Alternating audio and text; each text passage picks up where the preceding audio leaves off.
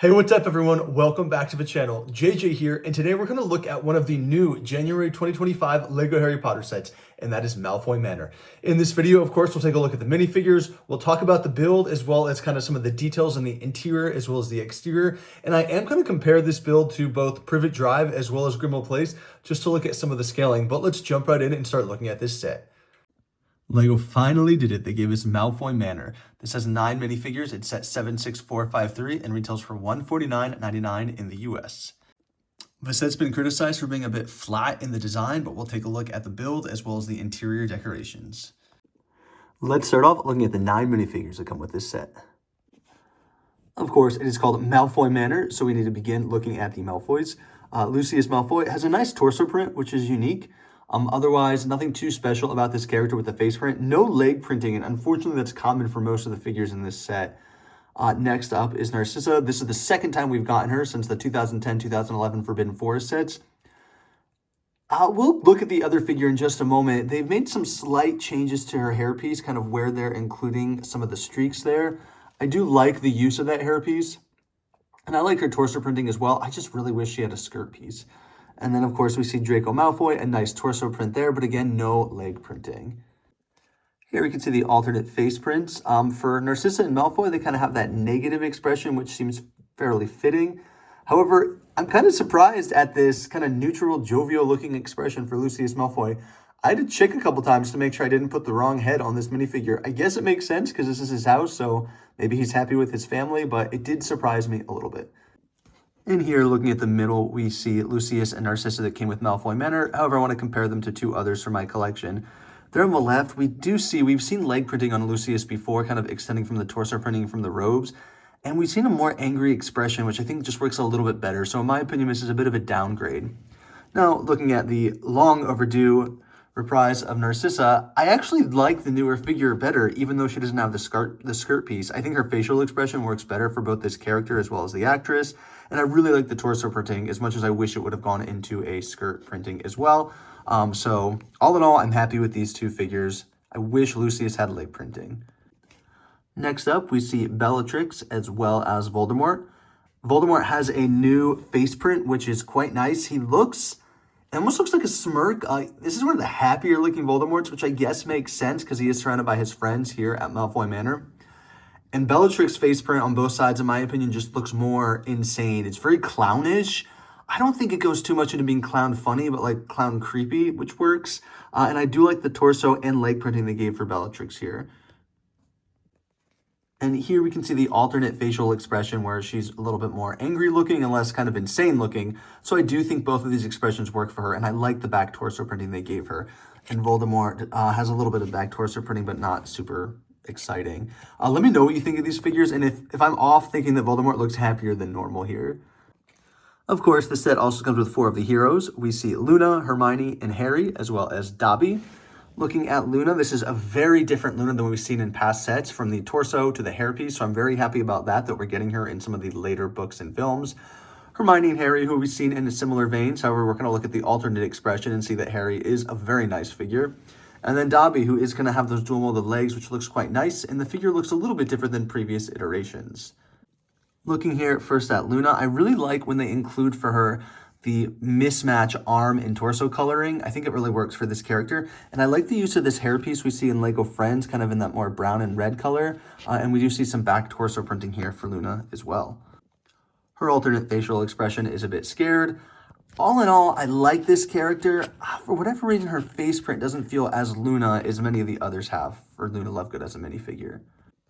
Looking at Hermione and Harry, I really like Harry's disheveled look there with his clothing. And Hermione has a nice new torso print as well. I just wish there was some leg printing. Kind of wearing identical blue jeans is fine, but I wish LEGO would include more leg printing with these characters.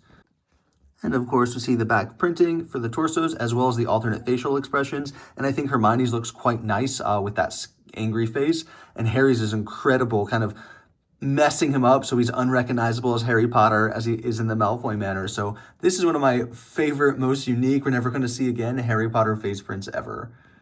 And again, here we see Dobby. His head is kind of like that softer plastic, and we do see some back torso printing as well for this figure.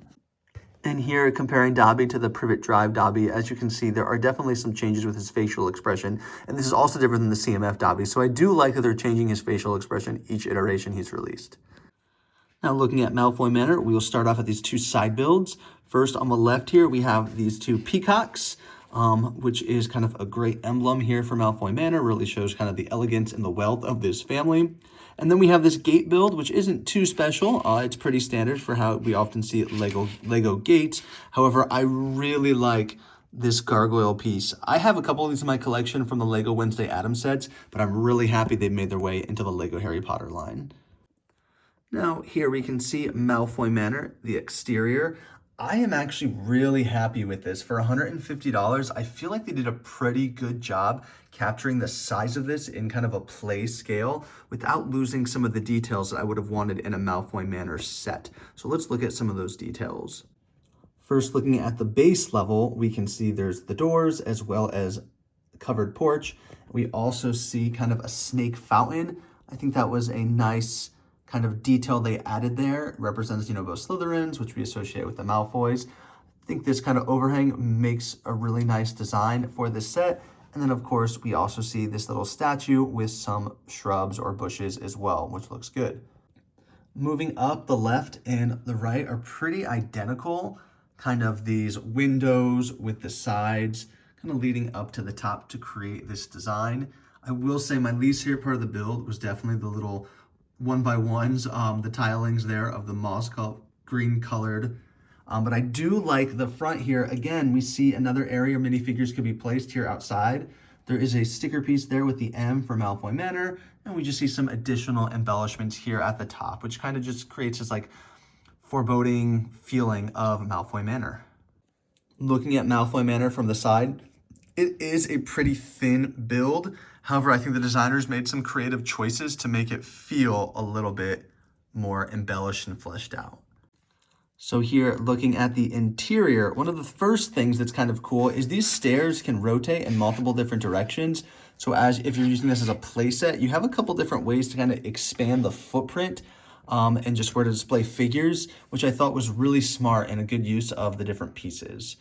Also, kind of looking here, we see once you enter the front doors, you are met with two almost dungeon-like areas to look at. We're going to take a look first at the rooms on the left.